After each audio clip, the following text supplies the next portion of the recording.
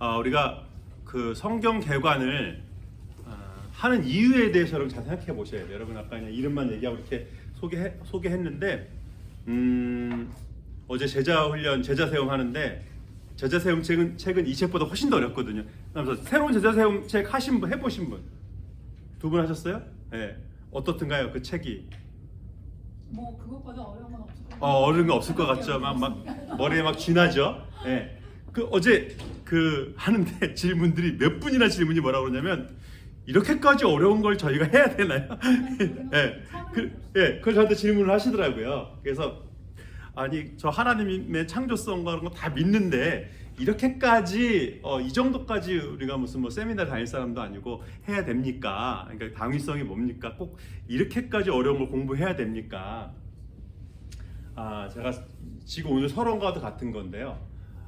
성경에서는 아는 것과 사랑하는 걸 분리하고 있지 않아요. 아는 것과 뭐요? 사랑하는 걸 분리하고 있지 않아요. 그러니까 아는 건 뭐예요? 안다는 건 분리하고 있지 않다니까요. 아는 건 사랑하는 거예요. 사랑하는 건 아는 거예요. 왜 사랑하지 못해요? 몰라서 그래요. 하나님이 우리를 왜 이렇게 사랑하실까요? 우리를 잘 알아서 끝까지 아셨어. 그럼 양 목사가 잘할 걸 아셔서 사랑하셨다는 얘기예요? 아니에요. 양 목사의 뿌리까지, 나의 뿌리까지 저의 밑바닥에 뭐가 있는지 다 아세요. 그래서 참 목사라는 사람이 그것밖에 안 되냐? 실망하시는 게 아니라 목사도 그럴 수 있고 그 밑바닥에 뭐가 있고 그걸 다 아시고 이해하시기 때문에 사랑하는 거예요. 네? 그러니까 머리끝부터 발끝까지 다 아시고 모든 걸 다 아시죠.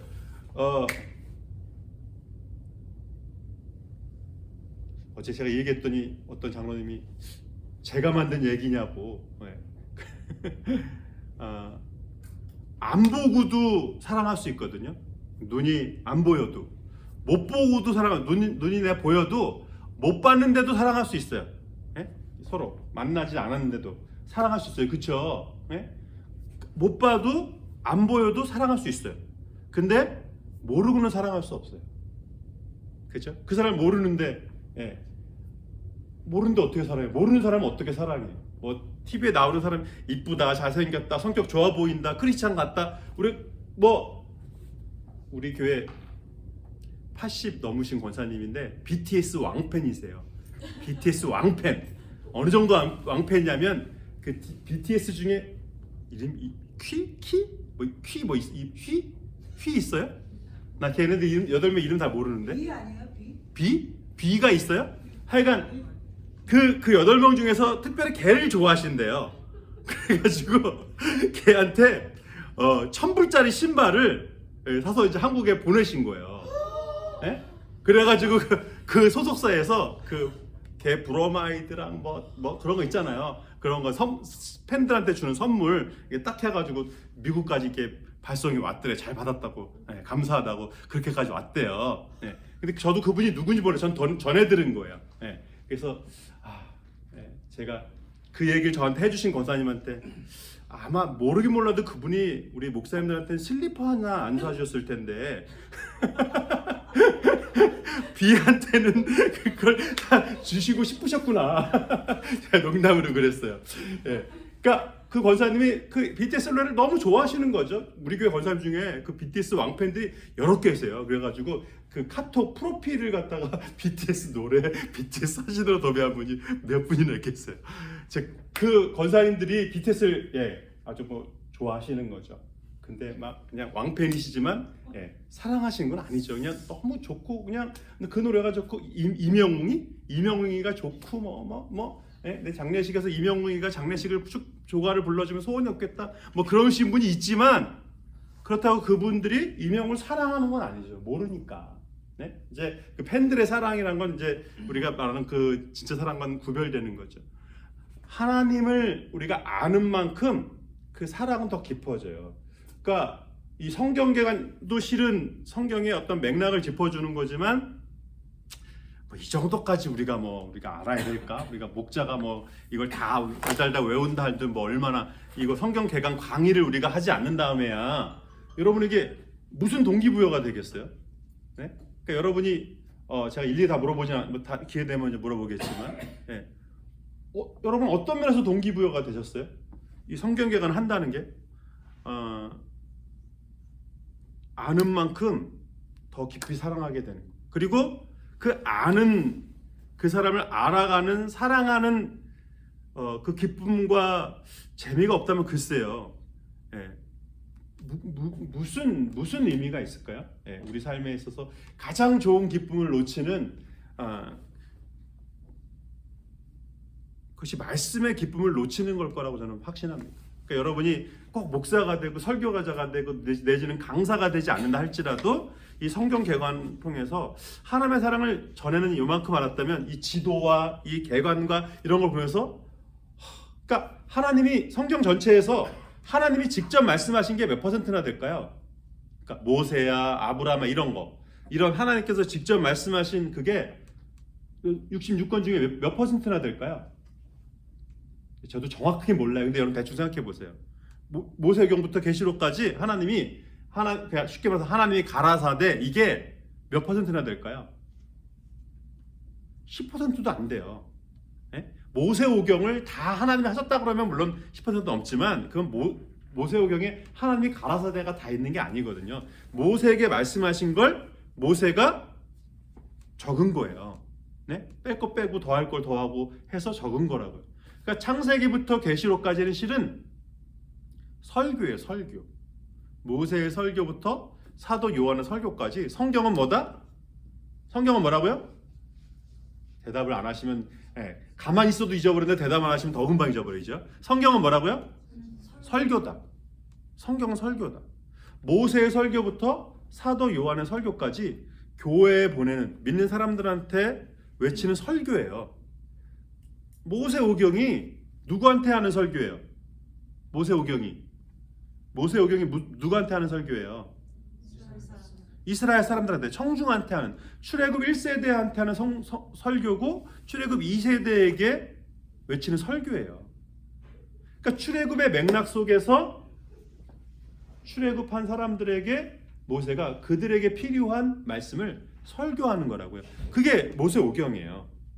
그러니까 하나님의 말씀은 하나님께서 입으로 말씀하시는 말씀이 있고 그리고 하나님께서 선지자를 통해서 말씀하시는 것이 있고 오늘날과 같이 하나님의 사람들을 통해서 말씀하시는 것이 있어요. 이게 동일하게 다 하나님의 말씀이에요.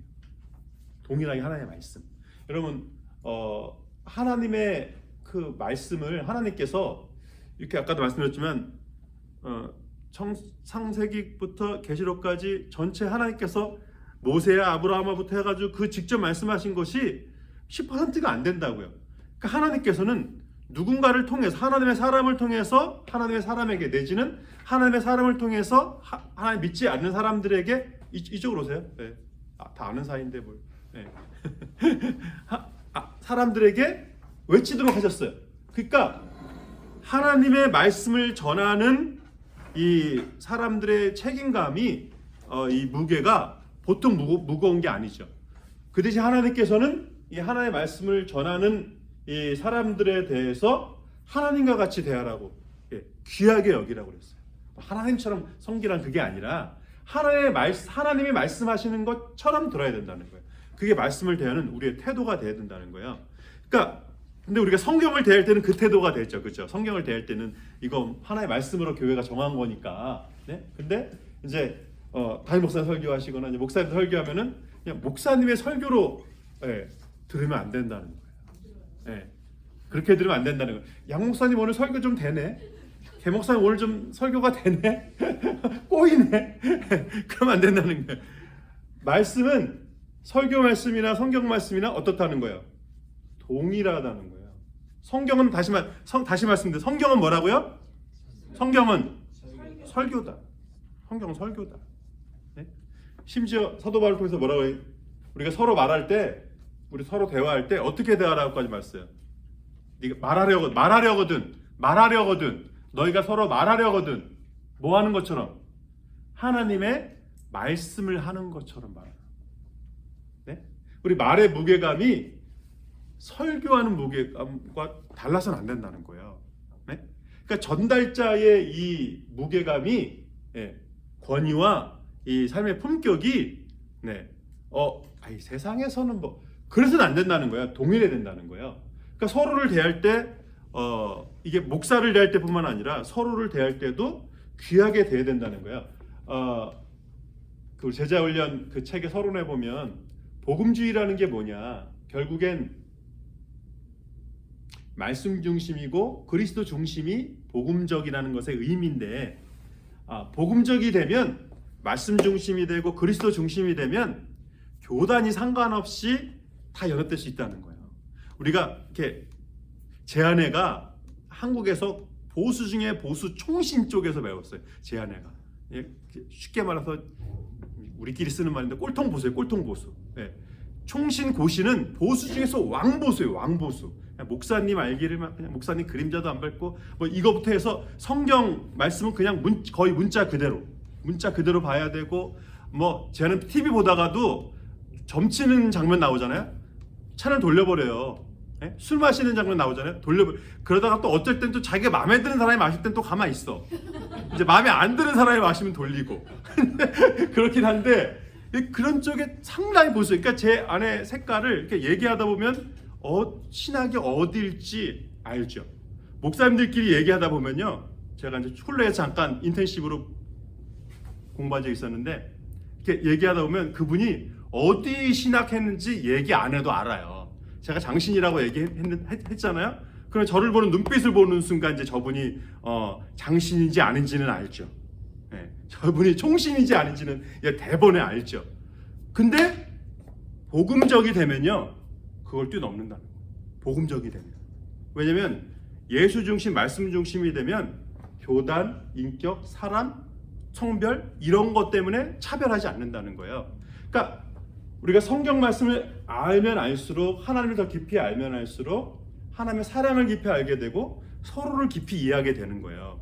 왜냐면 하나님을 도파하고, 도파한다고 할 수 없지만 하나님께서 나를 도파하시도록 하고 우리가 서로를 알게 되는 시간이 이런 성경개관, 제자세움 이런 것의 시간입니다. 서로는 또 길어집니다. 자, 구약의 배경이요. 이거 다 여러분 책에 있는 거예요.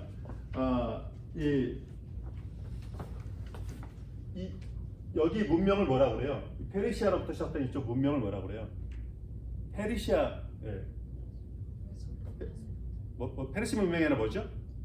메소포타미아 문명. 메소포타미아 문명, 수메르 문명 그러잖아요. 그리고 또 있죠? 애굽 문명. 4대 문명 중에 가장 큰 문명이 이 중동에서 시작이 됐어요.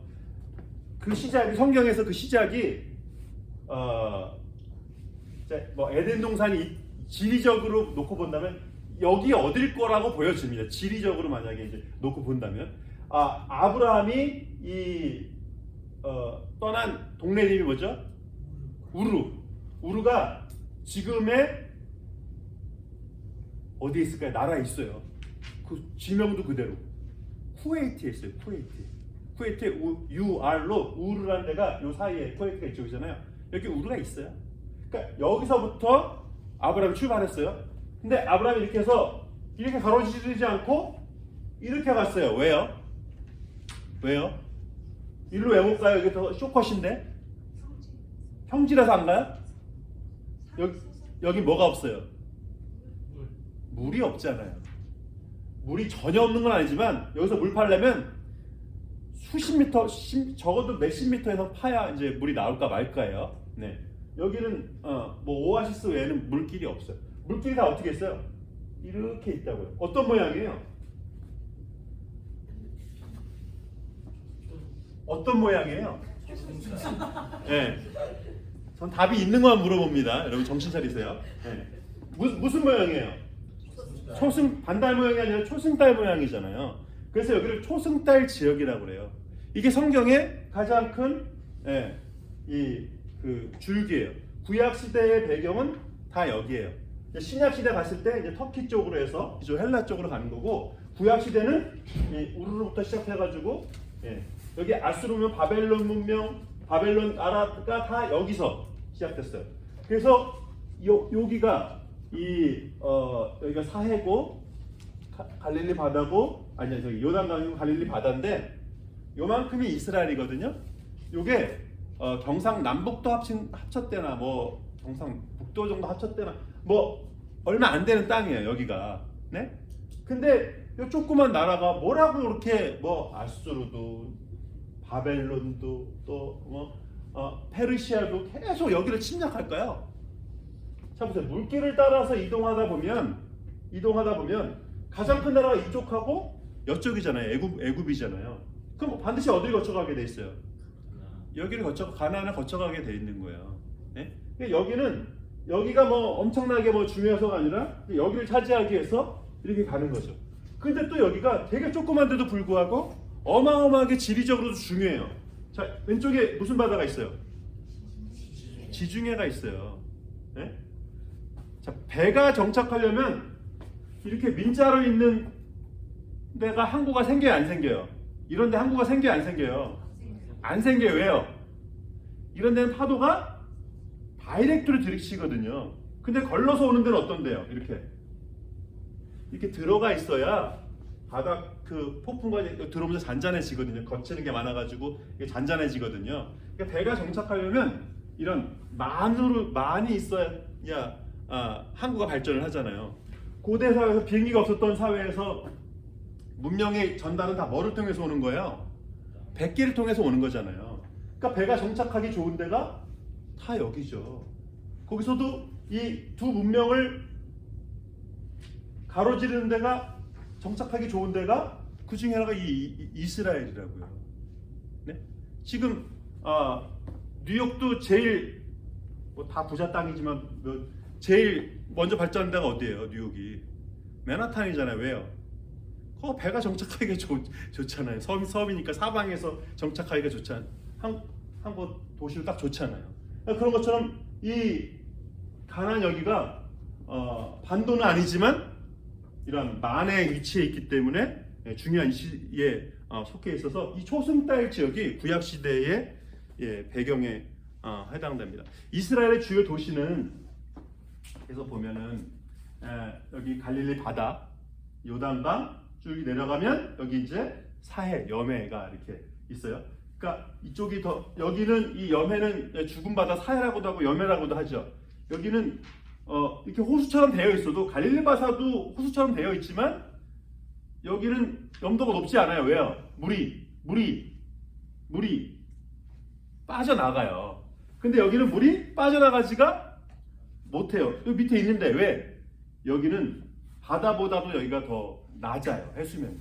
그러니까 이게 빠져나갈 데가 없어요. 높아야 빠져나가는데 엄청 낮기 때문에 빠져나가지가 않아요. 그래서 여기가 염도가 높습니다.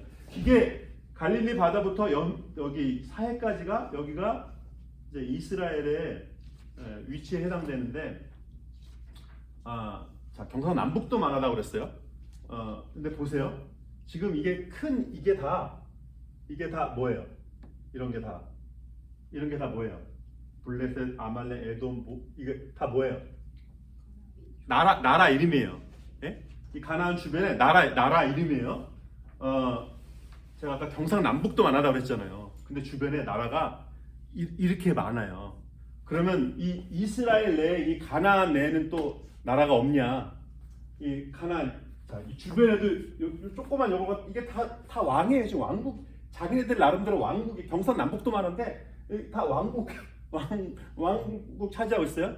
요 가나안은 여기보다 더 좁죠. 근데 가나안의 나라라고 하는 나라가 가나안에만 크게 가나안에만 10개의 나라가 있어요. 10개의 나라. 우리 그 대한민국 그 옛날에 북부터 밑에까지 대한민국이 아니라 평양부터 밑에까지 몇 개 나라가 있어서 제일 저기 했을 때는 보통 우리가 제일 많이 알고 있는 거 고구려, 백제, 신라 이 거긴 그래도 여기 경상남북도인데 고구려, 백제, 신라 전체에서 나라 3개밖에 없었는데 여기 지금 경상남북도만 한데 여기에 나라가 몇 개 있다고요? 10개의 나라가 있어요. 물론 부족 사회에서 조금만 어떤 숫자가 지나가도 나라라고 할 만큼 이 큰 어떤 그런 개념들을 이제 갖고 있는 건데 이, 이, 이 나라 중에서도 보면 가나안이 있고 여기 색깔 좀 다르게 했죠. 여기 색깔 여기가 뭐예요? 블레셋이요. 여기 색깔 좀 다르게 보이세요? 예. 여기가 블레셋이에요. 여기가 그러니까 이 지중해에서 들어와서 이 가나안에 정착할 때 전체 해안가를 차지하고 있죠. 예. 이 블레셋에서 오늘날의 블레셋이 오늘날은 영어로 뭘로 바뀌었을까요? 팔레스타인이 바뀐 거예요. 그러니까 블레셋이 필리스티아가 돼서 팔레스타인이 됐어요. 그러니까 블레셋, 필리스티아, 팔레스타인 무슨 뜻이냐면 해안가의 사람들이란 뜻이에요. 해안가의 사람들. 그럼 해안가의 사람들이 나이스해요. 기가 엄청 세요. 네, 기가 엄청 세죠. 한국도 부산 사람들이 뭐 경상도 사람들이 센 사람 중에 센 사람이 다 바닷가 쪽에 주로 많이 있잖아요. 네. 이 바닷가 사람들이 당연히 기가 셀 수밖에 없죠. 네. 바다와 싸우는데 여기 이 블레셋이 바닷가에 위치해 있기도 하고 또 아까 말씀드렸죠. 문물이 들어올 때 무기 또 여기 이제 요빠 항구가 여기 조금 들어가 있죠. 여기가 요빠 항구인데 이렇게 해서 들어오기 때문에 이제 문명이 다 들어오면 일로 들어온다고요. 이쪽 블레셋 여기를 통해서 들어온다고요. 그러니까 문명을 이 블레셋이 이 나라 중에서는 가장 빠르게 받아들이는데요. 자, 문명을 가장 빠르게 받아들이면 어느 쪽으로 발달을 많이 하게 돼요. 언어 쪽으로도 그렇고 문화적으로도 그렇고 군사적으로도 좋은 거 다 일로 들어오니까. 그래서 가나안 전체 중에서 철기 문명을 가장 먼저 받아들이는 데가 이 블레셋입니다. 여러분 저는 안 봤는데 예전에 주몽 드라마 주몽 시리즈 벌써 그것도 몇십 년 전 드라마네요, 그죠? 그 주몽 드라마 보셨어요? 주몽 드라마? 저는 그 주인공이 예쁜 사람이 하나 없어서 안 봤는데 주몽 거기서 보면은 그 이계인 씨가 그 짤에서 보면 이계인 씨가 뭐 하는 사람으로 나와요? 보신 분들 기억 안 나요? 대장장이에요, 대장장이. 예? 주몽이 이계인 그 사람 이름 뭐였죠? 거기서 그 이름이 뭐였지? 뭐였는데? 그 이계인한테 준 사명이 뭐예요? 주몽왕이 이계인한테 준 사명이 뭐예요? 강철검을 만들라는 거야. 강철검을. 주몽 시대에 그때 고조선이에요. 주몽 시대에 그 조선의 무기는 뭐였다는 거예요, 그러니까.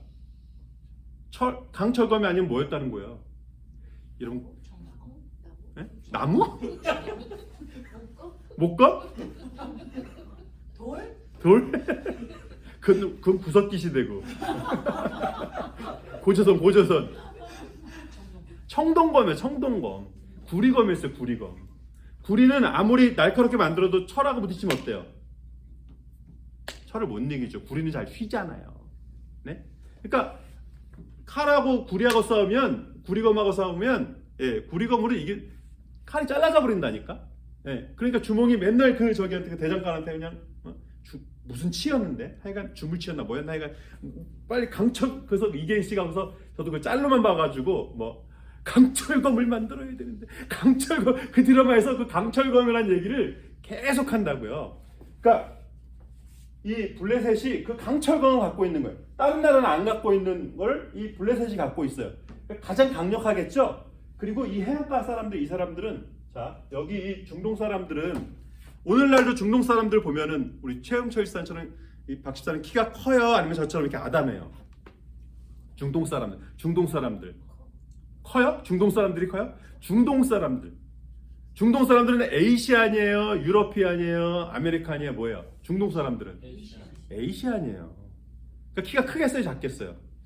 요새 애들은 물론 커요. 요새 애들은 큰데 요새 애들은 어디나 다 큰데 에이시안이니까 중동 사람들 대체적으로 딱 저만해요, 그냥.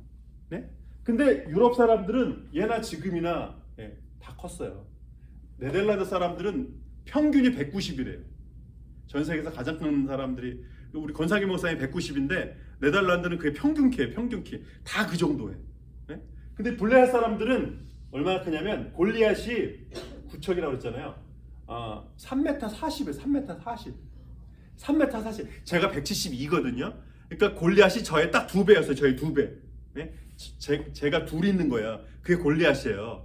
자, 그러면 이 가드 사람 이 골리앗하고 다윗하고 싸우면, 네? 거기다가 골리앗은 그 충무공 이순신 장군 거기 가보면 이순신 장군의 그 갖고 있었던 것들 다 이렇게 진열해 놓은 거 보셨어요? 거기 그 칼 보셨어요? 이순신 장군 칼 보셨어요? 이순신 장군 칼이 저만해요. 그럼 이순신 장군이 얼마나 컸다는 거예요? 190은 확실히 넘었을 거야. 170대는 칼을 휘두를 정도면 이순신 장군이 얼마나 컸겠어요. 네?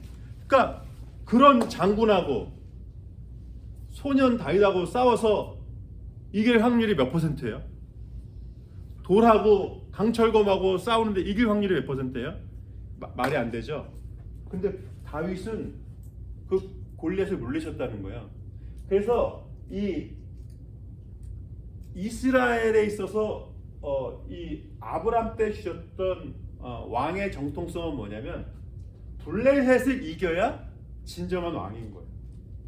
왜냐면 블레셋을 이기지 못하면 가나안을 차지하는 건 불가능하거든요.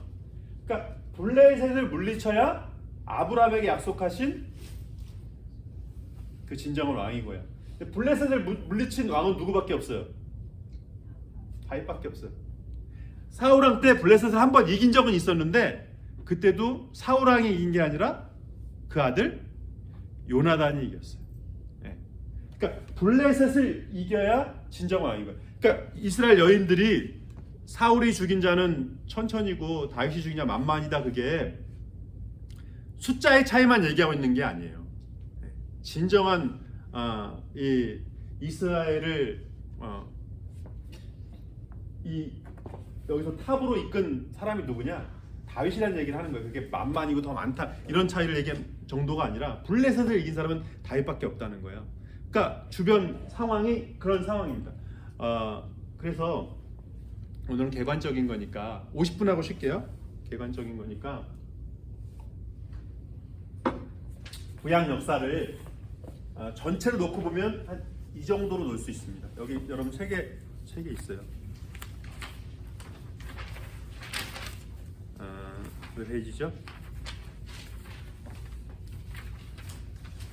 양이 많아서 이걸 제가 다 할 수 없고요. 45페이지. 네, 45페이지에 있습니다. 자, 창세기 1장부터 11장까지를 원역사라고 그래요. 누가 등장하기 전까지. 아브라함이 등장하기 전까지. 아브라함이 12장에 등장을 하잖아요. 아브라함이 등장하기 전까지를 원역사라고 합니다. 그러니까 창세기 1장부터 11장까지고 그때까지 가장 두드러진 인물은 아담과 노아인데 창세기니까 아담을 대표 인물로 일단 하는 겁니다. 그러니까 여러분이 원역사에서 가장 중요한 인물은 아담과 노아 정도예요. 네, 근데 그 중에서도 아담이 아무래도 첫 인류니까, 그러니까 이렇게 축소화하는 것은 제가 이런 이번에 개관하면서 이것도 축소한 건데 이것도 더 축소해드려요. 제가 축소해드려서 하나씩은 얻어가라는 거예요. 하나는 얻어가야 창세기 1장부터 11장까지는 누구다, 뭐다. 이제 그래야 여러분 맥락이 잡히기 때문에 그래요.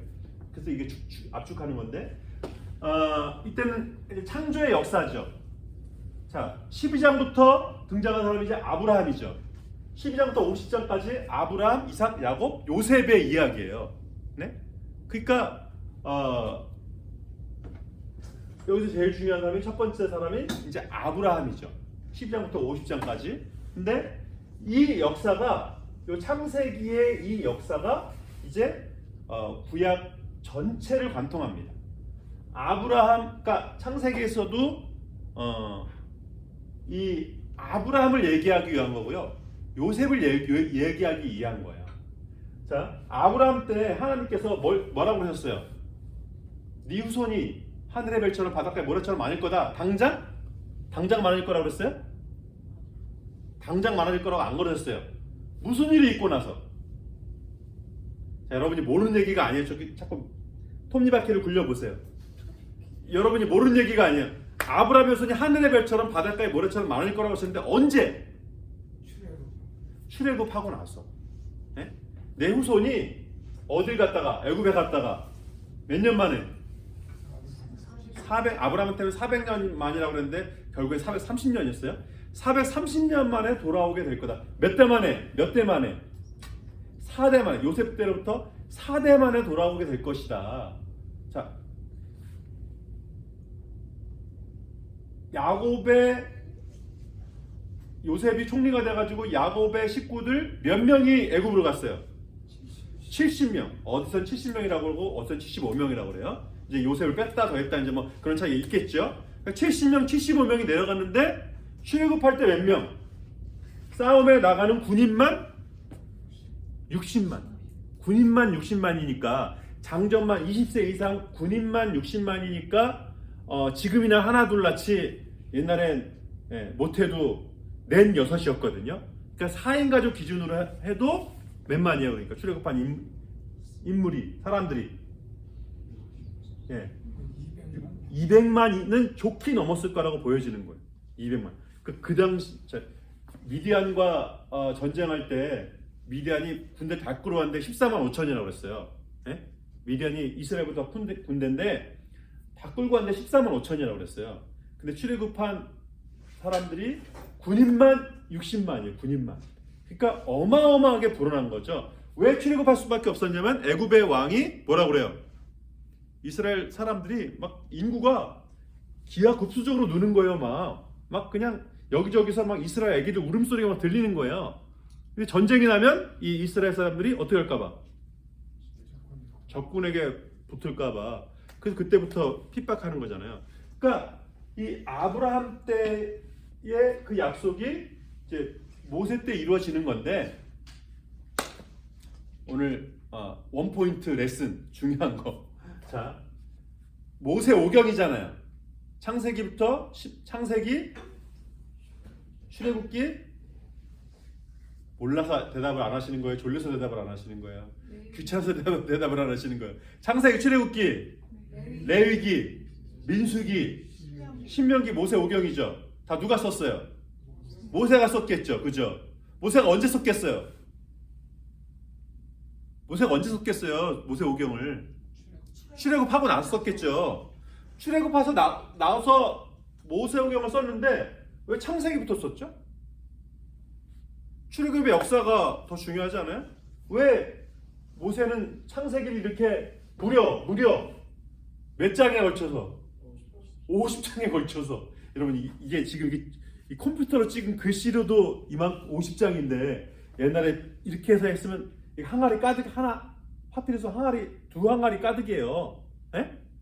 뭐 이렇게 창세기 50장까지나 그것도 지금 자기도 모르는 그 시대 얘기를 왜 이렇게 많이 썼을까요? 뭐가 중요한 거예요? 모세한테 지금 이스라엘. 자, 여러분 그 성경을 볼 때는요 저자를 봐야 되고요, 저자를 봐야 되고 저자의 시대를 봐야 되고 또 하나는 자 성경은 뭐다? 설교다. 뭘 봐야겠어요? 저자를 봐야 되고 상황을 봐야 되고 여러분을 봐야죠. 누굴 봐야겠어요? 듣는 사람을 봐야죠. 듣는 사람. 모세가 지금 누구한테 설교하는 거예요? 출애굽한 1세대 2세대한테 설교하는데 왜 이 요셉 때까지의 이야기를 이렇게 길게 했을까요? 지금 모세가 몇 년 만에 출애굽한 거라고요? 이스라엘이 430년 만에 출애굽한 거예요. 그럼 430년 만에 출애굽했으면 여러분 자녀들 여기 뭐 이민 오신 지 오래되셨어도 뭐 1.5세 이상밖에 안 계시잖아요. 여러분의 자녀들 막 1.5세밖에 안 됐기 때문에 여러분 자녀들도 1.5세밖에 안 되고 2세밖에 안 됐으니까 한국말 기가 막히게 잘하죠. 여러분의 자녀들, 여러분이 다 한국말 잘하는데 여러분의 자녀들 한국말 다 여러분만큼 하시죠? 에? 아니 1.5세, 2세밖에 안 됐는데? 에? 430년이 지났는데도 모세가 지금 히브리어를 안 잊어버렸는데 히브리어 말을 안 잊어버렸는데 글을 안 잊어버렸는데 430년이 지났는데 당연히 여러분 자녀들은 이제 2세밖에 안 됐으니까 한국말 기가 막히게 잘해야 되잖아요. 그죠? 기가 막히면 못하죠. 기가 막히게 못하죠. 떠듬떠듬하죠. 예? 제 아들도 여기서 태어나가지고 아직도 아빠하고 너를 섞어서 해요. 영어가 유니까 아빠 너 갈 거야? 아빠 너 갈 거야? 9살인데 난 알고 그런 거. 9살인데 예? 자 430년을 애굽에서 살았어요. 아이덴티티가 뭐예요? 자신의 아이덴티티가 이집시언이에요. 이집시언. 예? 430년 매 맞으면서 살았어도 어디서 태어났어요? 애굽에서 태어났어요. 예? 애굽 나라, 애굽시, 애굽동, 애굽 아파트 예? 태어났다고요. 미국에서는 야 너는 아메리칸이야 막 이런 주입식 교육을 절대 하지 않아요. 그렇게 하지 않아요, 그죠? 근데도 저희 집에서 제가 한국말만 하고 우리 아들한테 너는 코리안 아메리칸이야 그걸 저는 심심치 않게 얘기를 해요. 그래도 제 아들이요 자기 뭐라고 얘기할까요? 나는 아메리칸이래. 아메리칸이래. 그래 아메리칸 맞는데 사원아 미국은 여긴 다 이민자의 나라야. 그래서 에이시안 아메리칸, 코리안 아메리칸, 차이나 아메리칸, 재패니스 아메리칸, 이탈리안 아메리칸 다 그런 백그라운드가 있는 거야. 아니 나는 아메리칸이야. 그거 모르겠고 난 그냥 아메리칸이야. 예? 미국에서 그런 주입식 교육을 뭐 어디처럼 뭐 러시아처럼 뭐 북한처럼 그렇게 안 해요. 그런데도 뭐는 갖게 만들어요. 유나이티드 스테이츠에 대한 뭐를 갖게 만들어요. 프라이드를 아이덴티티를 갖게 만들어요. 나는 아메리칸이고 유나이티드 스테이트 사는 사람이고 예? 그거에 대한 자부심을 갖게 만들어요. 예? 그래서 제 아들이 노래 잘 못 외우는데 미국 국가는 아주 기가 막히게 다 외웁니다. 예? 그러니까 이스라엘 사람이 430년 만에 출애굽했어요. 지금 아이덴티티가 애굽 사람이죠. 그러니까 모세가 지금 시급하게 이스라엘 사람들한테 심어줘야 되는 게 뭐예요? 너희는 이집트의 시민이지만 너희들은 그 전에 먼저 누구다? 제가 답을 알려드리고 말하는데 항상 너희는 아브라함의 후손이다. 다시 말해서 더 올라가면 제가 아담이라고 가르쳤다고 또 아담의 후손이라고 할 거예요 또? 하나님의 백성이다. 아브라함 때 약속하셔가지고 우리가 애굽에 내려왔을 뿐이고 아브라함 때 이미 하나님께서 뭘 약속하셨다? 출애굽을 약속하셨다. 그래서 어디로 가게 만드신다? 다시금 가나안. 다시 말해서 가나안은 뭐예요? 그러니까 아브라함 때 주셨던 약속의 땅으로 가는 거다. 그 시작을 모세가 말해야만 했다는 거예요. 네? 그러니까 모세가 창세기부터 시작부터 아브라함 그리고 이삭, 야곱, 요셉 그때 이 애굽에 오게 된 이야기를 모세가 할 수밖에 없었다는 거예요. 근데 그 속에서도 보면 이제 자세히 보면 이스라엘 사람들을 이스라엘 사람들이라고 얘기하고 유대인이라고 얘기하는 시작은 누구예요? 그러니까 이스라엘리티, 예? 이스라엘 사람, 유대인이라고 말하는 시작. 아브라함은 믿음의 조상인 거고, 예? 이스라엘리티의 핵심은 뭐예요? 예? 야곱이죠. 야곱. 왜 야곱이에요? 야곱이 몇 아들을 낳았어요? 12아들을 낳았잖아요. 부인만 4명. 예. 야곱이 누굴 사랑했어요? 라헬을 사랑했어요. 근데 야곱도 사기꾼인데 삼촌 라반은 그랜 마스터 사기꾼이에요. 예. 사기의 마스터. 예? 딸을 팔아서도 돈을 버는 그랜 마스터 사기꾼. 예? 그래서 라헬을 달라고 그러는데 레아를 줬죠. 끼하나 보니까 레아였잖아요. 7년 더해. 그러니까 야곱을 14년 붙잡기 위해서 딸 둘을 팔아먹은 거죠. 레아를 통해서 아들을 몇 낳았어요? 루벤, 시몬, 레위, 유다 처음에 낳았죠. 이사갈, 스불론 6을 낳았어요. 레아를 통해서 6을 낳았어요. 라헬을 통해서는 둘만 낳았어. 누구죠? 요셉과 베냐민을 낳았어요. 예? 그러니까 야곱이 생각하기에 자신의 진정한 아들은 누구예요? 진정한 장자는 누구예요? 요셉인 거예요. 왜 야곱이 요셉을 더 사랑했는지 아시겠죠? 아직 여러분이 남편을 둘 안 두셔서 모르겠어요? 아내를 둘 안 둬서 모르겠어요? 왜 야곱이 요셉을 더 사랑했어요? 왜요? 라헬을 더 사랑하니까. 야곱의 마음속에 진정한 아내는 누구예요? 첫 번째 아내는 라헬인 거예요. 그 장자도 누구예요? 야곱이 생각하기에 장자는 요셉인 거야. 그 요셉을 더 사랑한 거죠. 요셉이 근데 뒤에 총리가 되는 거 보면 알지만 요셉이 라헬의 아들이기도 했지만 상당히 총명한, 정말 똘똘한 사람이었던 것은 틀림없는 거예요. 아무리 그래도 낳고서 나왔으니까 11번째 아들이니까 형하고 나이차가 거의 아버지 뻘이라고요. 그러니까 실은 이 요셉이 이 10명의 형을 매니지먼트 한다는 건 말이 안 되는 거거든요. 아무리 요셉을 사랑해도. 근데 그걸 요셉한테 맡겼다는 거예요. 그러니까 뒤에 출애굽 이제 애굽에 가서 요셉이 총리하는 걸 보면 알지만 요셉은 그런 매니지먼트에 확실한 은사가 있는 거예요. 그러니까 야곱이 요셉한테 시킨 거죠. 근데 보세요. 야곱도 이 형 에서와 갈등 관계에 있었고 거기서 밀려나서 도망까지 갔잖아요. 자기가 또 차자였고. 그러면 이 레아의 아들들이 어떤 상실감을 가질지 야곱이 모르지 않는데 그걸 야곱이 반복했다는 거예요. 그래서 요셉이 또 관리하러 오니까 저놈은 내 자식 벌밖에 안 되는 게 자꾸 맨날 체크하고 오고 형 아빠 그렇게 하지 말라고 그러고 막 잔소리하고 그냥 보통 미운 게 아닌 거죠. 멀리 갔는데 이제 오니까 죽이자 그러는 거죠. 근데 보세요. 그 10명의 아들 중에서 요셉을 죽이지 말자고 말하는 두 아들이 있죠. 누구죠? 루벤하고 유다예요. 루벤하고 유다는 누구 아들이라고요? 레아의 아들들이에요. 그러니까 레아의 아들들은 그래도 본체의 아들들이라고 아버지 생각해서 요셉을 죽인 걸 말렸다는 거예요.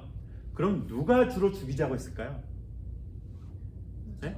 레아 아들들은 말렸잖아요, 그죠?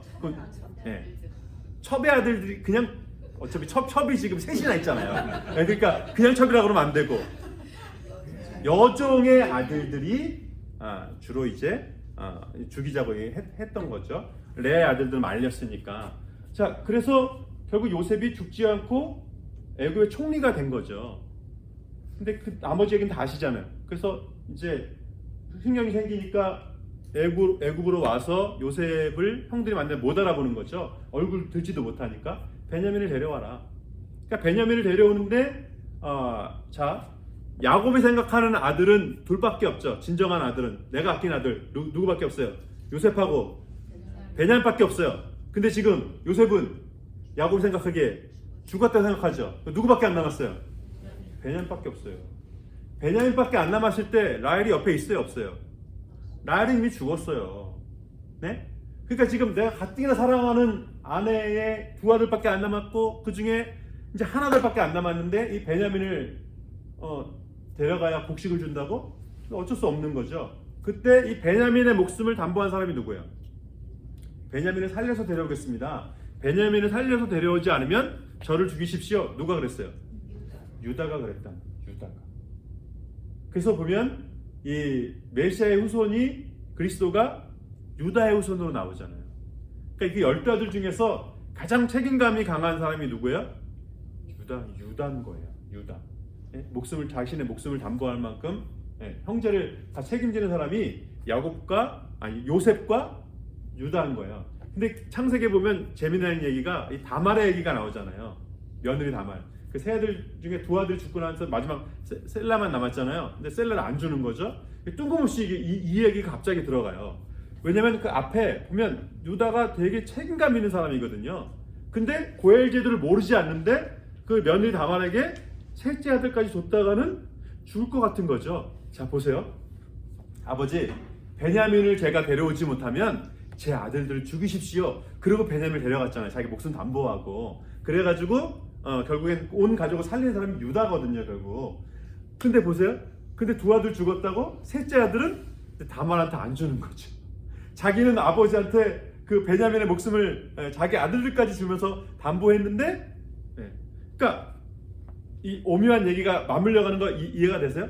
자신의 아들들의 목숨을 담보해서 베냐민을 데려가서 온 가족을 살렸는데 두 아들이 죽고 나니까 셋째 아들은 다말한테 안 준다는 거예요. 이 책임감 있는 그 모습과 또 전 가족을 살렸던 그 유다의 모습과 이 며느리를 외면하는 이 모습이 상당히 지금 대조가 되는 그런 모습이 있다는 거죠. 그러니까 창세기도 뭐 이렇게 멋진 유다를 끝까지 이쁘게 포장하면 좋은데 굳이 다말 얘기를 굳이 해가지고, 그래서 그리스도의 그 계보에 보면은 유다의 후손 중에서도 셀라의 아들이 아니라 어떻게 유다와 며느리 다말이 낳은 세라 베라스 누구 그 쌍둥이 중에서 베레스의 후손으로 예수께서 오시는. 그러니까 역사의 소용돌이가 상당히 재밌다는 거죠. 근데 그때 유다가 베냐민의 목숨을 담보했잖아요. 그래서 그때 이후로 이 이스라엘 12지파 중에서 가장 가까운 두 지파는 유다와 베냐민 지파가 그래서 되는 거예요. 자, 베냐민은 누구의 동생이에요? 요셉의 동생이죠. 그러니까 누구하고 더 가까워요? 원래는 베냐민은 요셉과 더 가까워야 돼요. 다윗 때 통일왕국이 되고 그 다음에 솔로몬까지 통일왕국이었는데 로보암 때 둘로 갈라서잖아요. 이제 에브라임을 중심으로 해서 10지파, 나머지 유다, 베냐민 지파 그렇게 났거든요. 에브라임은 누구의 후손이에요? 요셉의 후손이에요. 요셉의 후손. 예? 요셉이 므낫세와 에브라임을 낳았잖아요. 에브라임이 차자인데 에브라임이 더 축복을 받잖아요. 여로보암이 에브라임 지파 사람이거든요. 그러니까 요셉 지파 사람이에요. 요셉 지파 사람인데 나머지 모든 10지파가 레아의 아들인 유다를 안 따라가고 누굴 따라간다고요? 누굴 따라간다고요? 에브라임, 요셉 지파를 따라가요. 그래서 10나라가 된다는 거예요. 네? 그 나머지 10명이 누가 먹여 살렸어요? 그 10지파를 누가 먹여 살렸어요? 요셉이 먹여 살렸잖아요. 10지파는 그래서 에브라임 지파를 따라 북으로 올라가요. 근데 베냐민은 정작 형 지파인 요셉 지파를 안 따라가고 누굴 따라간다고요? 유다 지파를 따라가요. 그래서 12 이렇게 나뉠 때 베냐민과 유다가 같이 갑니다. 그리고 시므온도 같이 가요. 왜 시므온은 같이 가냐면 베냐민을 데려올 때까지 대신 볼모 잡은 사람이 누구예요? 시므온이거든. 그래서 유다, 베냐민, 시므온, 여기 어디 지도에 있는데 그 시므온은요 유다 지파 한가운데 시므온 지파가 있어요. 예, 더부살이 완전히 껴 있어요. 예, 세 지파가 이렇게 밑에 있고 나머지 10지파가 이제 위에 올라가서 살게 되는데 이게 구약 성경 전체에 관통하는 이야기예요. 근데 이걸로 안 끝나요. 그래서 다윗이 어느 지파 사람이에요? 유다 지파 사람이죠. 사울왕은요? 베냐민 지파 사람이에요. 자, 베냐민과 유다는 뭘로 맺어진, 아버지만 같고 어머니는 다른데 피를 담보한, 목숨을 담보한 사이인 거예요. 그러니까 베냐민 지파하고 유다 지파는요 싸우질 않아요. 자, 건너뛰어서 여호사 일단 얘기를 하니까 이 사사기 때 보면은, 사사기 마지막에 보면 쉬어야 되는데 제가 이야기 흐름이 끄니까 여기까지 얘기할게요. 사사기 마지막에 보면 어떤 얘기가 나오냐면 레위인이 그 첩이 도망가가지고 레위인이 첩을 찾으러 가는 얘기가 나와요.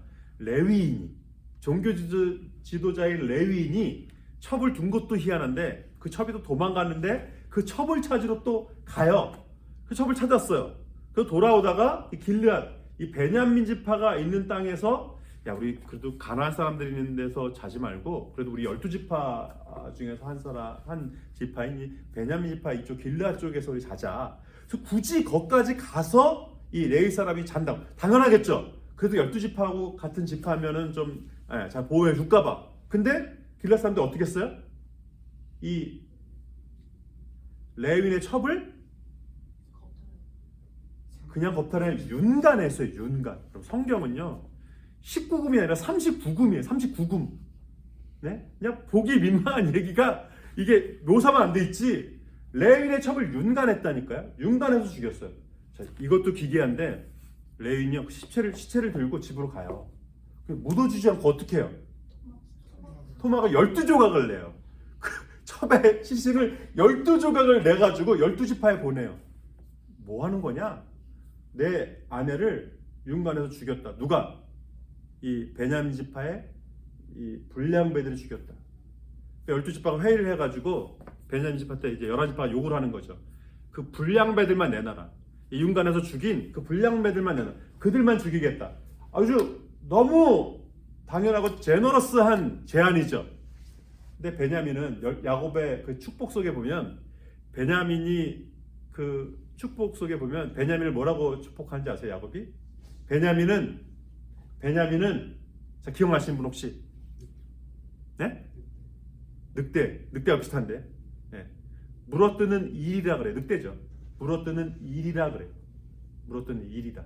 그러니까 베냐민 지파가 12지파 중에 60만 중에서 보면 숫자성으로는 미미해요. 그런데 그 사사기 마지막에 나오지만 이제 12지파, 11지파하고 베냐민 지파 싸울 때 처음에 유다 지파가 4만 명이 죽어요. 거기서 이 왼손잡이들 물맷돌 잘 던지는 사람이 거기서도 나오는데 던지면 무조건 한 방에 죽인다는 거예요. 4만 명이 죽는다니까. 4만 명이. 그러니까 보세요. 11지파하고 베냐민 지파 싸우는데 유다 지파를 먼저 가라고 그래요. 베냐민 지파와 싸우는데 유다 지파를 먼저 가라고 하나님께서 말씀하세요. 무슨 뜻일까요? 자, 아까 베냐민 지파하고 유다 지파는 어떤 사이라고요? 피로 맺어진 사이예요. 혈맹 관계예요. 그런데 베냐민과 싸우는데 누가 먼저 싸우라고요? 유다가 먼저 싸우라고. 이게 무슨 말이에요? 하나님 뭐라고 하시는 거예요 지금? 이 싸움은 처음부터 잘못된 싸움이라는 거예요. 말이 안 되는 싸움이라는 거야. 끝까지 설득하든지 어떻게 해서든지 그 불량배들만 처단해야지 이 11지파하고 베냐민파 싸우는 건 이건 말이 안 되는 싸움이라는 거예요. 그래서 유다지파 4만 명이 죽고 나서야 베냐민이 집니다. 네? 그러니까 그 피해 혈맹 관계를 그 약속을 깨는 대가를 치르고 나서야 그 전쟁을 하게 만드셨다는 거예요. 그러니까 처음부터 하면 안 되는. 그래서 몇 명만 남고 다 죽잖아요. 네? 그런 얘기가 그때도 나와요. 그러니까 사사기 때도. 그러니까 베냐민과 유다 지파는 절대 싸우면 안 되는 사이예요. 근데 사울왕이 그 여인들의 이야기를 듣고 다윗이 죽인 자는 사울이 죽인 자는 천천히고 다윗이 죽인 자는 만만이다. 그 얘기 듣고 사울왕이 이제 화가 나가지고 다윗을 죽이려고 그러잖아요. 베냐민 지파인 사울왕이 유다 지파인 다윗을 죽이려고 해요. 말이 돼야 안 돼요? 안 되는 얘기예요. 말이 안 되는 짓을 하고 있는 거예요. 가장 큰 악원을 죽이려고 그러는 거예요. 자신의 목숨을 조상적에 자신의 목숨을 자신 지파의 목숨을 담보했던 유다를 지파 사람을 죽인다? 말이 안 된다는 거예요. 사울왕이 죽고 나서도 요나단이 죽고 나서도 다윗이 솔로몬한테 이제 누구 처단해야 될 사람들 목록을 얘기하거든요. 그 중에 이제 시므이가 나와요. 다윗이 도망갈 때 돌을 던졌던 먼지를 던졌던 시므이가 베냐민 지파 사람이에요. 사울왕 집안 사람이라고요. 그러니까 시므이가 왜 욕을 했는지 알겠죠. 돌아와서도 다윗이 시므이를 죽이지 않아요. 네? 사울왕과 요나단은 말할 것도 없고 사울왕을 죽인 사람을 다윗이 잘했어 하지 않아요. 어떻게 해요? 다윗이 직접 처결합니다. 네가 용사인 사울왕을 죽이고 나한테 상 받을 줄 알았냐? 네? 심지어 이스보셋을 죽인 그 요압 장군도 결국 그 사울 집안 사람을 죽였기 때문에 다윗이 솔로몬한테 요압을 처단하라고 맡기는 거예요. 그러니까 다윗은 그런 척이 아니라 성경의 이 역사를 그대로 존중하는 거예요. 끝까지 유다 지파와 베냐민 지파의 싸움에 다윗은 관여하지 않아요. 그럼 솔로몬한테는 맡기죠. 그러니까 다윗 때에 만약에 시므를 죽이거나 이스보셋을 죽이는 그러한 일을 다윗이 했다면 다윗은 가장 큰 악원을 잃어버리는 게 되는 거죠. 르호보암 때 이제 호를 단신 유다 지파만 남게 되는 거죠. 다윗이 끝까지 이 성경의 모든 역사 속에서 있었던 일을 끝까지 그 속에 하나님의 계시와 뜻이 이 창세기에 다 있다는 거예요. 다윗은 창세기를 아는 사람이잖아요. 그러니까 이걸 끝까지 지키는 사람이에요. 그러니까 사울이 망하는 건요, 성경에 이미 하나님께서 약속하신 그 약속과 또 이스라엘리티를 사울왕은 너무나 무시했다는 거예요. 네? 이게 다윗 때까지, 사사기에서 다윗 때까지 끝나는 게 아니라 신약 시대로 넘어오면 예수님이 그래서 결국 무슨 지파야? 약속대로 유다 지파로 오셨죠. 신약 성경에 사도행전부터 등장하는 핵심 인물이 누구예요? 바울이죠. 바울이 어느 지파야? 베냐민 지파야. 히브리인 중에 히브리이고 나는 베냐민 지파 사람이다. 그러니까 신약은요, 유다 지파인 예수와 베냐민 지파인 바울을 통한 설교와 말씀으로 이루어진다는 거예요. 기가 막히죠. 하나님의 약속은 흐트러짐이 없다는 거예요. 창세기 하셨던 그 약속을 신약 오실 때까지 그대로 이루신다는 거예요. 그러니까 우리가 이 성경을 볼 때 제가 이렇게 짚어드리는 이유는 이 아브라함의 이야기의 이 맥락은 출애굽의 맥락 속에서 이걸 봐야 된다는 거예요. 아브라함의 이야기를, 아브라함은 그러니까 이스라엘의 뭐예요? 아브라함은 이스라엘의 조상이고 이스라엘의 시작인 사람이에요. 그러니까 출애굽은 새로운 시작이죠. 다시금 뉴 비기닝이죠. 그 시작은 원래 아브라함 때의 시작이라는 거야. 그러니까 창세기의 맥락은 어느 컨텍스트에서 봐야 된다고요? 출애굽의 컨텍스트에서 봐야 된다는 거예요. 창세기를 창세기의 컨텍스트에서 보시면 안 돼요.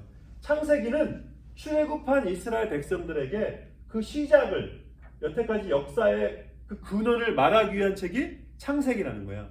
그러니까 창세기의 맥락은 아브라함 시대 속에서 아브라함을 읽으면 안 돼요. 출애굽 종에서 430년 종의 맥락 속에서 벗어난 이스라엘의 맥락 속에서 아브라함을 봐야 돼요. 그래서 아브라함이 호롤단신 갈대아에서 와가지고 계속 눈치 보잖아요. 예? 그냥 완전한 이민자고 자기밖에 없잖아요.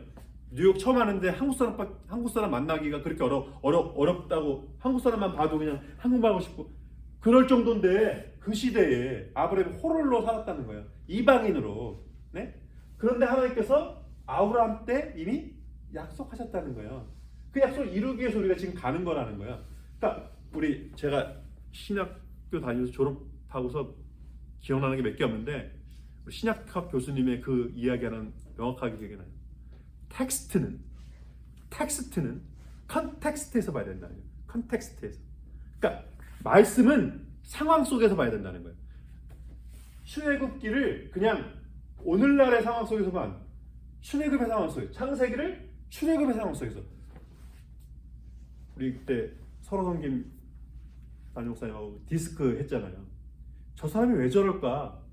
그 사람의 성향이 있다는 거예요. 백그라운드가 있다는 거예요. 그 속에서 그 사람을 봐야 된다는 거예요. 양목사를 그냥 몇 년 지낸 양목사, 내가 아는 양목사, 그게 아니라는 거예요. 저를 정말 잘 이해하려면 저의 컨텍스트를 알아야 되는 거죠. 마찬가지. 저 사람의 컨텍스트가 뭘까? 이 컨텍스트가 뭐길래 모세는 그럴 수밖에 없었는가? 그때 성경이 더 깊이 이해가 되는 겁니다. 10분 쉬겠습니다. 지금 창세기까지 출애굽까지 했어요. 여호수아 얘기는 제가 다 시간이 없으니까 다음에 하겠고, 아까 우리 성경에서 좋은 질문. 자, 어떻게 모세가 그 옛날 아브라함 때, 아브라함이 BC 2000년 전 사람이거든요. 모세가 BC 1500년이에요. 몇 년의 갭이 있어요? 아브라함과 모세만 500년의 갭이 있어요. 다윗이 BC 1000년이에요. 그러니까 아브라함 때에 주셨던 약속, 하늘의 별처럼 바닷가의 모래처럼 내 후손이 많아져서 이 땅을 차지하게 될 거다. 그 약속이 이루어지는데 몇 년 걸렸어요? 딱 1000년 걸렸어요. 그리고 다윗의 후손으로 오시는 예수님 오실 때까지 몇 년 걸렸어요? 딱 거의 얼마서 1000년 걸렸어요. 그래서 마태복음 1장 1절 뭐라고 시작해요? 마태복음 1장 1절 아브라함과 다윗의 자손 예수 그리스도의 세계라. 그렇게 시작하는 거죠. 네? 그러니까 구약 역사를 전체를 다 통틀어서 지역적으로 나라적으로 차지하고 있는 두 인물을 얘기한다면 아브라함과 다윗을 얘기하는 거고, 가르침 영성적인 측면에서 얘기한다면 모세와 이 왕국 자, 족장 시대의 대표가 아브라함이라면 왕국 시대 대표는 누구예요? 다윗인 거예요. 족장 시대의 선지자가 모세라면 왕국 시대의 대표적인 선지자는 누구예요? 사무엘이요? 엘리야. 사무엘은 성격이 좀 희한한 게 마지막 사사예요. 사무엘은 사사면서 제사장이면서 선지자면서 왕적인 걸 다 갖고 있는 사람이 희한한 역사적인 인물이 이 사무엘서.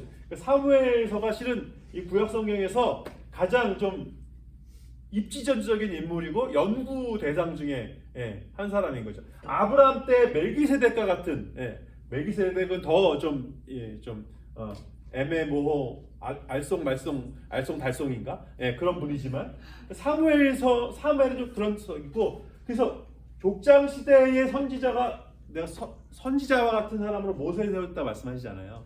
그러니까 대언자로 모세를 세우셨다는 거예요. 왕국 시대의 대표적인 선지자는 엘리야예요. 그래서 예수님께서 변화산에서 누구하고 만나요? 모세하고 엘리야를 만나는 거예요. 구약 시대의 영성의 두 대표, 율법과 선지가 구약이거든요. 구약 성경을 두 글자로 말하면 율법과 선지예요. 거기 좀 더 못해면 이제 시가서가 있죠. 그러나 가장 크게 놓고 보면 시가서도 이 왕국 시대에 속하기 때문에, 그러니까 구약 성경을 말하라 그러면 어떻게 얘기한다고요? 율법서, 선지서, 율법과 선지. 그래서 구약의 대표 인물인 모세와 엘리야와 신약의 대표인 예수님이 변화산에서 만나시는 거예요. 예수님께서 구약의 예언을 성취하시기 전에 변화산에서 기도하시며 구약의 두 대표 인물, 영성의 두 대표 인물을 만나는 거죠. 그래서 아브라함 때 약속이 모세 때 이루어진 데만 500년이 걸리는데, 그럼 이 원역사 이 노아 때로 올라가면 이게 도대체 모세는 그 얘기를 어떻게 알고 있는 거냐? 아담이 몇 세까지 살았냐면 930까지 살았어요. 무두셀라가 몇 세까지 살았냐면 969세를 살았어요. 가장 오래 산 사람이죠. 이 숫자가 단어 그대로 숫자라고 한다면, 물론 우리는 그대로라고 믿습니다. 노아 때에 이제 연한을 120세로 하리라 그랬지만 노아도 600세를 넘게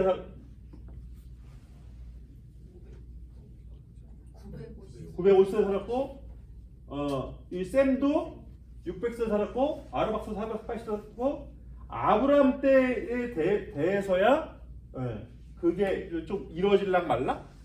요셉도 110세 살았죠. 요셉도 그 당시 사람 치고는 조금 살았죠. 감옥을 살았기 때문에 요셉이 이게 일찍 죽은 거예요. 그러니까 이 연한이 문자적인 숫자 그대로라고 한다면 보세요. 아브라함이 930세에 죽을 때 누구까지 살아 있었어요? 누가 살아 있었어요? 라멕이 살아 있었어요. 아담이 죽기 전에 누구의 아버지? 안 보이세요? 너무 흐른가? 노아의 아버지 라멕이 아직 살아 있었어요. 그러니까 라멕은 생존한 누구를 봤다고요? 아담을 봤어요. 이 숫자대로 한다면, 그러니까 노아는 이 창조의 이야기, 선악과의 이야기를 누구한테 들은 거예요? 아브라함은 아버지 라멕한테. 라멕은 누구한테 들을 수 있었어요? 아담한테, 원저자한테. 오리지널 원저자한테 노아의 아버지 라멕은 직접 들었다는 거예요. 그러니까 이 선악과의 사건과 그 맥락과 창세기 3장 15절에 첫 번째 복음, 여자의 후손이 뱀의 머리를 짓밟게 될 것이라는 그 메시아의 구원 메시지를 라멕은 직접 들었다는 거예요. 그러니까 직접 들은 라멕의 증언을 노아가 들은 거죠. 자, 노아가 950세 살았어요. 자, 노아가 죽을 때까지, 노아가 죽기 전에 누가 봤어요? 아브라함은 노아를 봤어요. 자, 노아를 세컨 아담이라고 합니다. 다시 인류가 시작되잖아요. 노아를 통해서. 그러니까 우리 지금 우리 인종을 이렇게 올라가서 이제 요새는 우리 그게 다 지도가 다 나오잖아요. 뭐라고 해? DNA 지도가 다 나오잖아요. 그걸 추적해서 올라가면 10명이 있었다고 그러는데 10명이. 노아의 그 가족이 8명이었잖아요. 그러니까 얼추 맞죠. 과학적으로도. 아브라함은 세컨 아담인 노아에게 홍수의 이야기뿐만 아니라 누구의 이야기도 들을 수 있었어요. 아담의 이야기도 노아에게 직접 들을 수 있었다는 거예요. 아브라함과 이삭과 야곱과 요셉, 물론 요셉은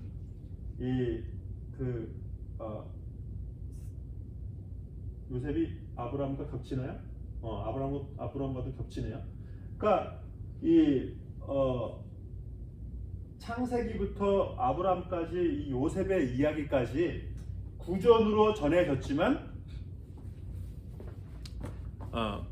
우리가 알고 있는 그 단군 신화보다 훨씬 더 개연성 있는 얘기를 하는 거예요. 성경의 이야기는. 네? 히브리 사람들의 이 전달력이라고 하는 건요.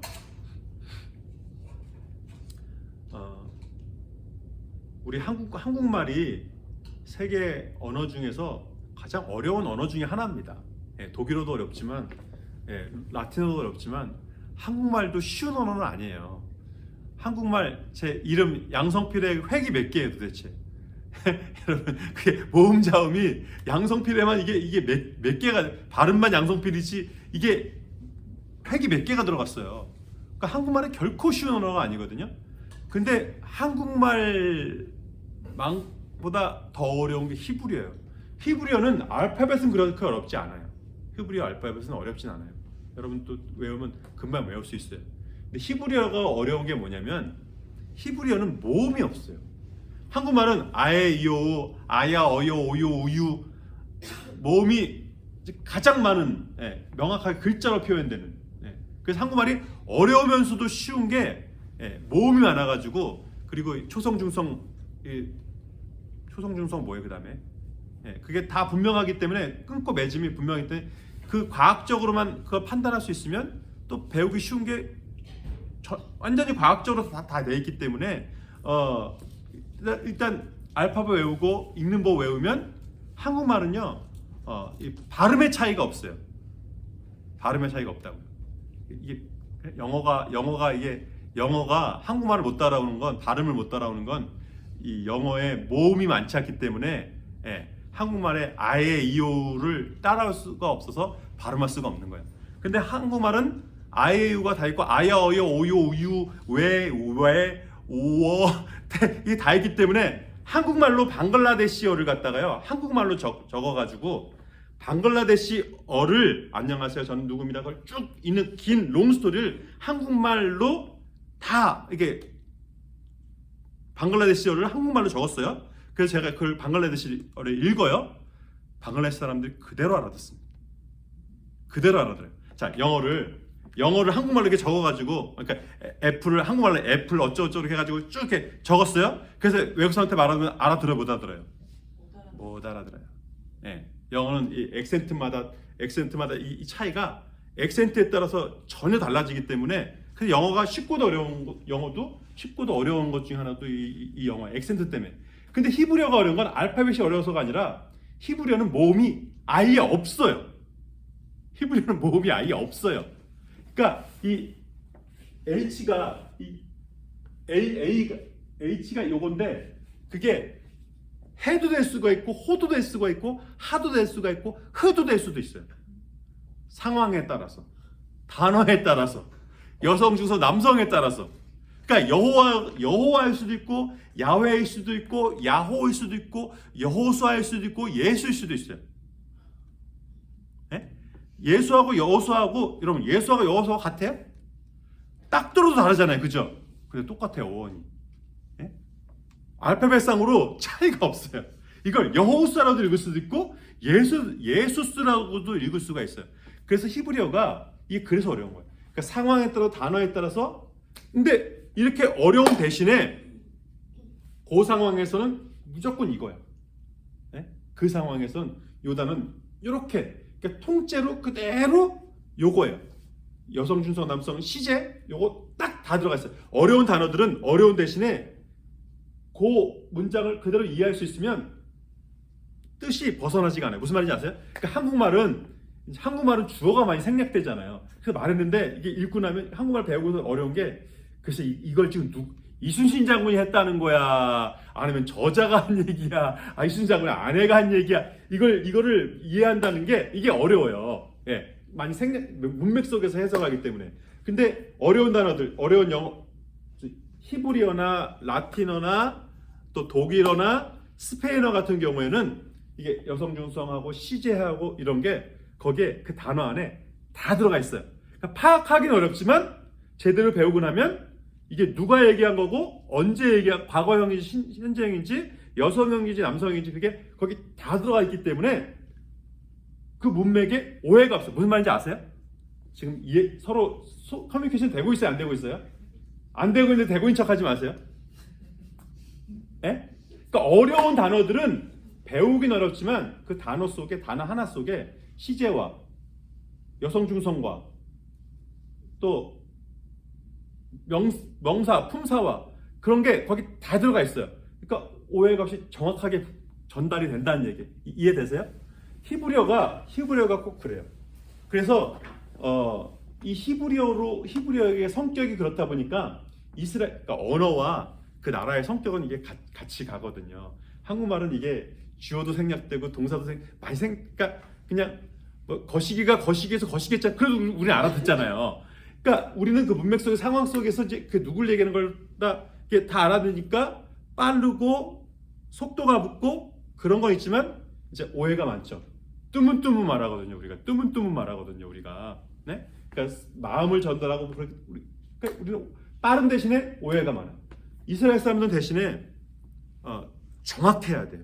하나라도 오차가 점이 이게 찍히냐 안 찍히냐에 따라서 시제가 달라지고 주어가 이게 하나님의 한 말일 수도 있고 사탄이 한 말일 수도 약간 제가 오버해서 말하면 사탄이 한 말일 수도 있을 만큼 이게 완전히 달라져요.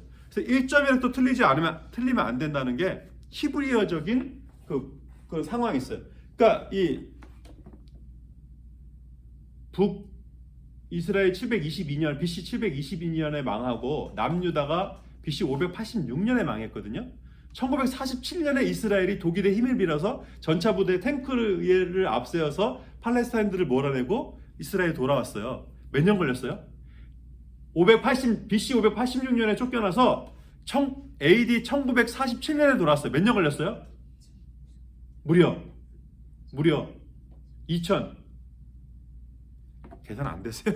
BC 586년에 가서 1947년에 돌아왔다니까요. 몇 년 걸렸어요? 2500년 걸렸어요. 2500년. 네? 2500년. 어마어마하죠? 2500년 만에 돌아왔어요. 자, 우리 2세밖에 안 된 아이들이 한국말을 쓸 줄도 몰라. 근데 2500년이 됐는데 이 고어 히브리 말을 이스라엘 사람들이 했다 못했다. 네타냐후 총리가 했다 못했다.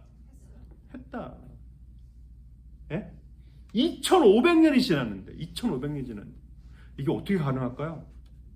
어떻게 2500년 자 피도 다 섞였죠. 지금 우리가 아는 이스라엘 사람들 유대인은 어때요? 황인종이에요? 백인종이 훨씬 많죠. 폴란드에 가장 많이 있었기 때문에 피가 많이 백인들과 가장 많이 섞였기 때문에 백인들이 제일 많아요. 심지어는 누구까지 있어요? 에이시아는 당연한 거고 아프리칸까지 있어요. 에티오피아까지 도망갔어서 에티오피아까지. 아프리칸도 있어요. 네? 근데 뭐를 안 잊어버렸다고요? 히브리어를 안 잊어버렸다. 그 어려운 히브리어를. 네? 이게 어떻게 가능해요? 2500년 지나도 어떻게 가능해요? 네? 어떻게 가능할 것 같아요? 이 종교 교육은 관두고 이 언어 교육이 이게 어떻게 가능해요? 이게 바리새인의 힘이에요. 네? 예수님 당시에 바리새인들이 왜 이렇게 큰 소리를 쳤냐면 대부분의 랍비들은 서기관과 바리새인들이거든요. 율법을 가장 소중히 여기는 사람들이 종교 지도자들 중에서 바리새파 사람들이잖아요. 바리새파 구별된 사람들. 그러니까 말라기 이후에 그 400년의 공백 속에서 이스라엘리티를 지키고 이 히브리어를 지키고 율법을 지키고 가르치고 신명기 6장에 그 말씀을 그대로 머리에 새기고 손목에 메고 기둥에다 박아놓고 이거를 철저히 가르친 사람들이 바리새인이었다는 거예요. 랍비들이었다는 거예요. 네? 랍비들은 회당을 중심으로 소그룹을 했다는 거예요. 지난번에 케빈 목사님 오셔가지고 소그룹 얘기하잖아요. 이스라엘리티를 지킨 건 왕이 아니었다는 거예요. 선지자가 아니었다는 거예요. 2500년 동안 디아스포라 떠돌이 생활을 하는데도 불구하고 이스라엘리티를 히브리어를 지킬 수 있었던 건 소그룹 10가정당 한 명의 랍비가 무조건 있었던 그 랍비 바리새인들이 이스라엘리티를 지켰다는 거예요. 그래서 예수님 때 그렇게 바리새인들이 큰 소리 칠 수 있었던 거예요. 네? 그러니까 여러분 자 우리 요새 목사님들 새로 좀 오셔가지고 이제 풀타임 목사님이 이제 우리 윤도현 전사까지 하면 10명입니다. 10명. 예. 그전에는 김양서가 다 했는데 이제는 이제 10명이 됐습니다. 10명이. 예? 10명.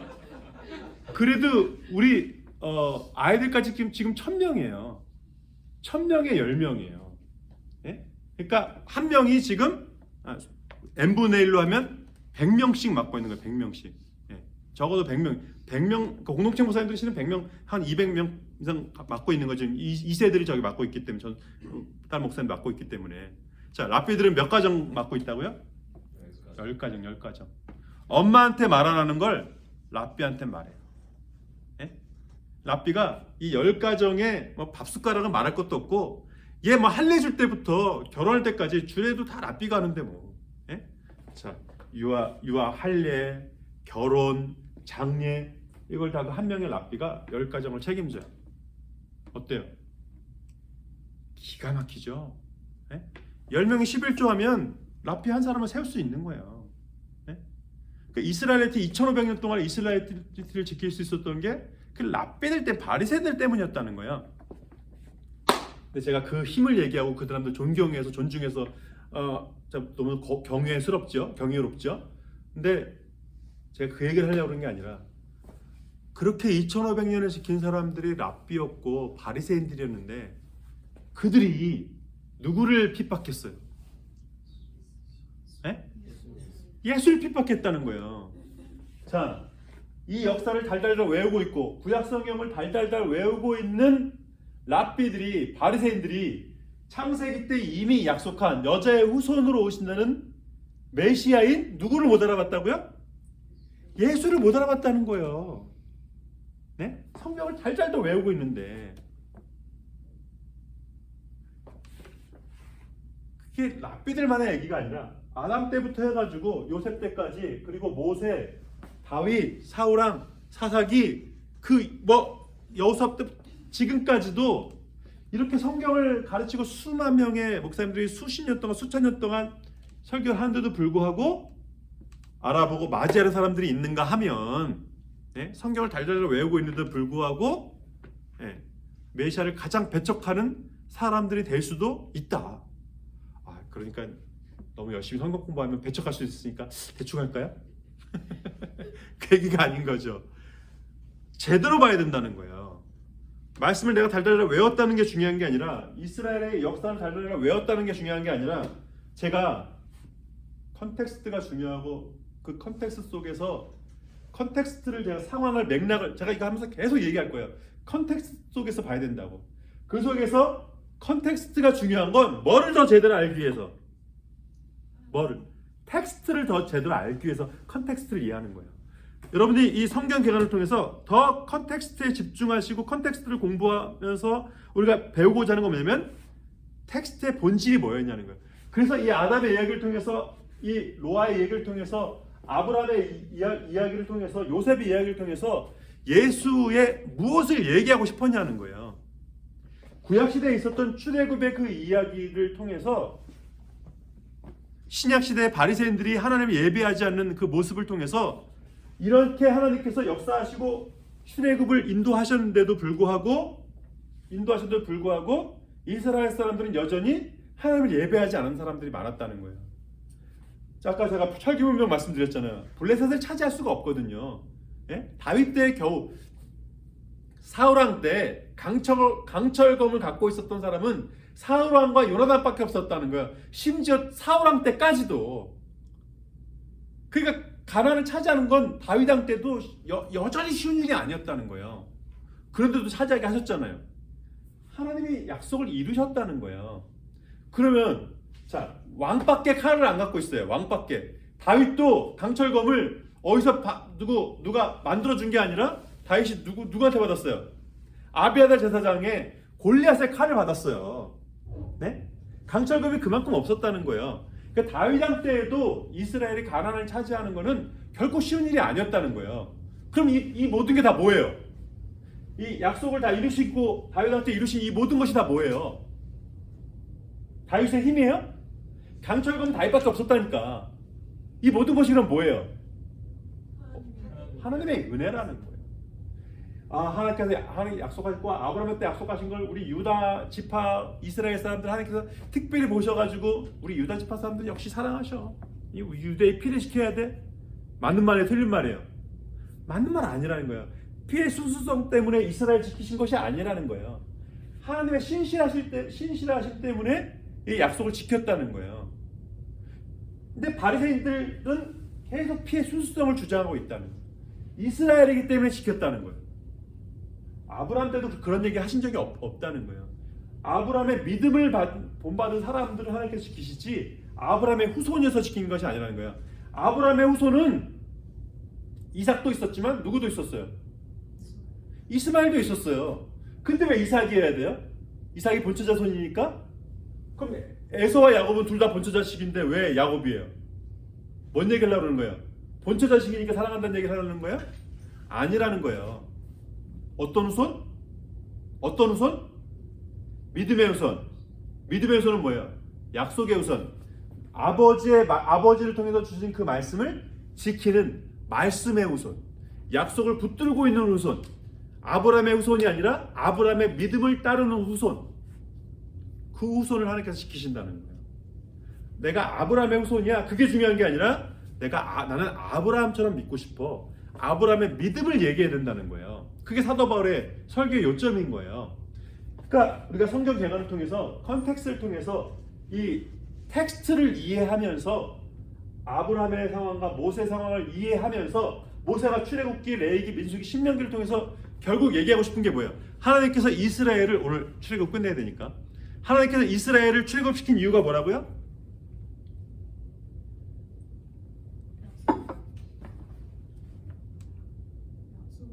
약속을 지키기 위해서 하나님께서 모세가 물어보잖아요. 하나님 바로왕한테 제가 뭐라 그럴까요? 우리가 광야로 가야 된다고 이유를 내야 될 거 아니에요? 하나님께서 모세한테 뭐라 그랬어요? 광야로 가서 제사하러 간다고 해라. 이스라엘이 출애굽하는 이유는 뭐라고요? 광야에서 제사하기 위해서. 그게 하나님께서 모세한테 핑계하라는 얘기 한 게 아니에요. 실질적인 이유예요. 출애굽의 이유는 뭐라고요? 광야에서 뭐 하기 위해서라고요? 제사하기 위해서. 다시 말해서 예배하기 위해서. 이스라엘을 출애굽시킨 이유는 뭐라고요? 뭐 하기 위해서? 예배하기 위해서. 하나님만을 예배하기 위해서. 그래서 출애굽기 다음에 책이 뭐예요? 출애굽기 다음 책이 뭐예요? 레위기예요. 레위기는 따라해보세요. 여러분 안 따라하니까 따라서 레위기는 예배하기다. 예배를 얘기하고요. 출애굽시킨 이유가 예배하기 위해서이기 때문에 어떻게 하면 예배드리냐? 출애굽기에서도 이미 어떻게 예배하는지 우리 수요일날 출애굽기 강의 듣잖아요. 이미 20장부터 예배하기 시작돼요. 예? 18장부터 제사장 옷 입는 얘기가 벌써 18장부터 나오잖아요. 그러니까 출애굽의 이유는 예배거든요. 아브라함 때의 약속을 지키시는 이유는 이스라엘을 예배 공동체로 세우기 위해서. 그러니까 바리새인들이 잘못된 건 율법을 제대로 외우고 있는데도 불구하고 율법을 잘 외우고 이스라엘을 지키는 데는 바리새인이 혁혁한 공로를 지키고 있었지만 그들은 뭐 하지 않아요? 하나님을 제대로 예배하지 않았다는 거예요. 하나님 예배하는 것보다 뭐가 더 중요했어요? 자신들의 명예를 지키는 게 더 중요했어요. 왜 예수를 죽이려고 그랬어요? 자신의 명예 지키는 거하고 예수 죽이는 거하고 무슨 상관이에요? 이스라엘 사람들이 지금 누구한테 주목해 자꾸? 예수한테 주목하는 게 싫은 거예요. 네? 예수가 메시아인지 아닌지 상관없어요. 지금 뭐가 없어지는 게 지금 싫어진 거예요. 자기의 명예와 권위와 인기가 떨어지는 게 싫은 거예요. 예수를 죽인 이유는 한마디로 말해서 뭐예요? 그러니까 질투 때문이었다는 거예요. 예수님한테 인기가 몰리는 게, 사람들의 관심이 몰리는 게 싫었다는 거예요. 인기를 질투할 수는 있어요. 근데 이들이 무슨 마음이 이렇게 살았다는 거예요. 지금 율법을 가르치면서 하나님의 말씀을 가르치는 거에 집중해야 되는데, 하나님을 예배하는 거에 집중해야 되는데, 자기의 인기에 더 관심이 있었다는 거예요. 하나님 예배하는 거에 관심이 없었다는 거예요. 하나님께서 바리새인들이 인기몰이하는 거에 대해서 뭐라고 하신 게 아니에요. 하나님을 예배하는 마음이 의와 인과 신을 버렸다고 얘기하잖아요. 하나님의 뜻도 없고 사랑도 없고 하나님의 향한 믿음도 없다는 거예요. 믿음도 없고 사랑도 없고 뜻도 없고, 그 뭐 있어요? 아무것도 없는 거죠. 그러니까 우리가 다 아는데 하나님 예배하잖아요. 성경을 한다고 제자 삼다는데 하나님을 예배하잖아요. 하나님을 사랑하잖아요. 하나님 뜻도 몰라요. 그럴 수 있다는 거예요. 그러니까 성경을 통해서 의와 인과 신을 회복할 수 있어야 된다는 얘기를. 제가 왜 열을 낼까요? 여러분 잘 아시는데. 네, 제가 기도 마치겠습니다. 하나님, 우리 성경관 1강을 마쳤습니다. 하나님을 예배하는 예배자로, 아브라함의 믿음을 본받는 믿음의 사람으로, 하나님의 백성으로, 이 세상을 살지만 이 세상에 속한 사람이 아니라, 역사를 살지만 역사에 속한 사람이 아니라 하나님의 역사에 동참하는 믿음의 길 걸어가게 하옵소서. 예수님 이름으로 기도합니다.